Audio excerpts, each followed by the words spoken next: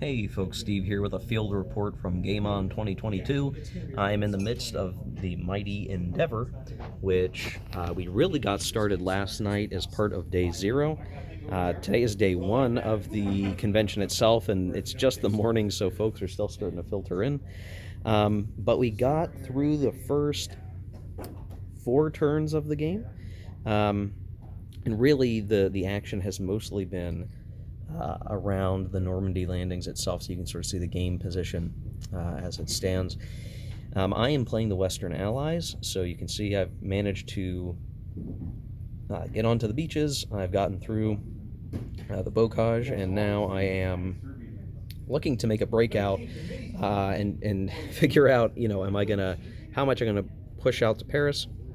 The need to take the additional peninsula ports here in Brittany of Brest and Lorient. And so far, so good. My bummer is that I have lost two paratrooper units, and they're pretty strong, and it's going to be a while before I think I'm going to be able to get them back in. But generally speaking, I think I'm doing pretty well. The dead pile for the Germans is okay. Still a lot more that I need to take care of. Now, in terms of decisions, you get 6 beach hexes or beach ports that you can use to do invasion landings, and I've used most of mine in the Normandy section of the map, with one more down near Marseille, which is probably an error. I should have waited longer to do this because he still has a lot of forces that he can defend with, and getting to Marseille is going to be really, really tough with the present forces. I should have waited to drop it until I had more pressure in the north. And what I also did not do correctly is I did not leave a port like in reserve, which would have been valuable, so that I could still pose some threat up here. Because it's not really a threat, he can afford to draw back or forward any of these units. If I had a beach port in reserve, I could have always threatened to land somewhere else. So I've sort of shown my hand. That's kind of a bummer for me. But generally, the idea was to use all the additional beach ports in Normandy to flood the area with as many units as quickly as possible to just simply overwhelm him. And currently there's this nice gap here, but I think it's a gap he can afford to have because I can't just send a bunch of guys through here and out around. I just don't really have the logistic or the preponderance of force to really do that. I could try to sneak out around and seal guys up to get into Brittany, but I don't know. I need to figure that out.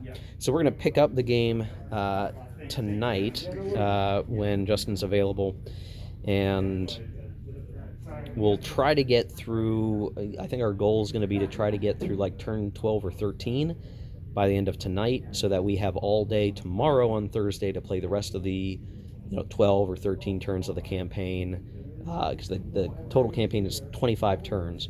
Now it's moving pretty quick. I mean, last night we did setup, and then we started playing, and we still talked and caught up a little bit with each other, and so we played into the night for a little while. I think when we get started this evening around 6 o'clock, like, we're going to go much, much faster.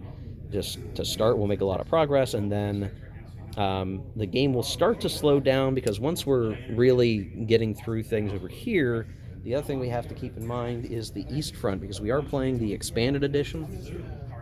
And you can see over here the Germans are starting to pull back on the East Front. So these units that came in as reinforcements on the left, and then on the right, they came in reinforcements in Germany itself. The units on the right had come off map and are retreating. They are the first units to kind of show up. There will be more, and then there's going to be a big flood of Soviet units. So once the Soviets are on the map, the game's going to slow down quite a bit. But what's really interesting, and what you can do with this game, is you can have simultaneous actions. So there's a little bit of glare, sorry, due to the plexiglass. The game works in an interesting way where the Western Allied player, myself, on the Allied turn, I'm going to be busy moving all these units, and my opponent will be moving the Soviet units in the east, and when it's the German turn, he will be controlling these German units here, and I'll be controlling the German units on the East Front. And so what that means is during the Allied turn, we're all moving, the Western Allies and the Soviets, and then figuring out the combats and then working our way through all the combats, which may take some time. And then there's going to be the German turn where we're doing the same thing. We're moving all of our German units.